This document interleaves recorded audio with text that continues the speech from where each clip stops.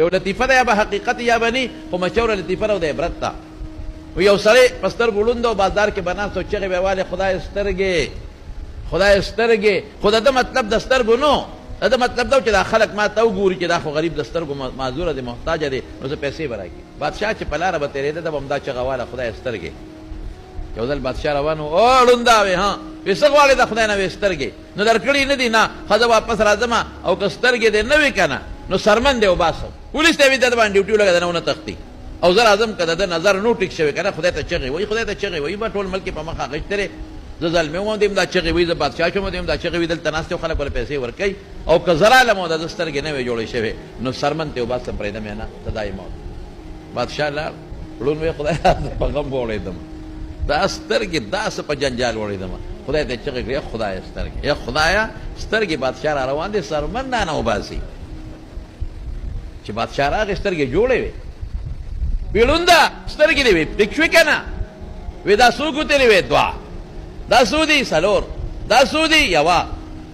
بادشاه ته چا وې څه دم دې پې چې دم مې پې نه اچولې وی مخکې هسې د خولې نه چغه واله د پیسو دپاره چې خلک ما ته وګوري او خیر راکړي او چې د سر غم شو ورسره که نه نو د ړنې خدای ته کوکې ووالې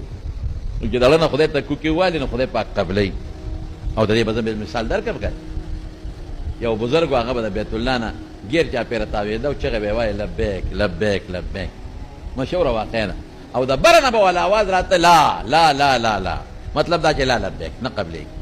نو یو سړی یو بزرګ ورسره روان و هغه ته ورته وایي دا اواز اورې وی او وی دا تا ته کېږي که نه ویا خو کلونه شو دله بیا هم لبیک ویم او ما ته اواز کېږي چې لا نه قبلو دا لبیک ته نه قبلو نو بیا سره پاره لبیک وی دا توافونه سره پاره کې او ته څه وایي ګوره چل دی ټکو کې دی ورته ما خو ګناه کړې ده دا ماله چې اواز راځي نه قبلوم دا ټیک دی ما ګناه کړې ده غلطي مې کړې ده نو بس ما ته وایي نه قبلوم نو چې ګناه مې وکړه نو د خدای دا در راته معلوم و دا بیت الله نو دلته وله رالم چې ما به معاف کړي زما دا دعا او دا لبیک به قبول کړي نو بس ته راته بل در وښایه چې هلته ورپسې لاړ شم ما ته خو د الله بل در نو معلوم دا بیت الله راته معلوم و دلته رالم نو که ته راته بل در ښیې نو هلته ځم قبلی که نه قبلی زه خپل رب له راغلی ما زما دعا قبلی که نه قبلی زه خپل رب له راغلی که ته دا دیر در نه بل در راته خیر وښایه ځم ورپس نو چې بیا به د یو ځل لبیک وي نو فرشتې به ورسره دوه ځله اواز کو لبیک لبیک لبیک لبیک نو د مارونو اصل څیز هغه د زړه نه دی د زړه نه خو د مارونو خلاصه دا ده چې هر تکلیف هر مصیبت هر پریشانی بیماری د ځان د زوی نو خپل رب ته چغه وهئ بس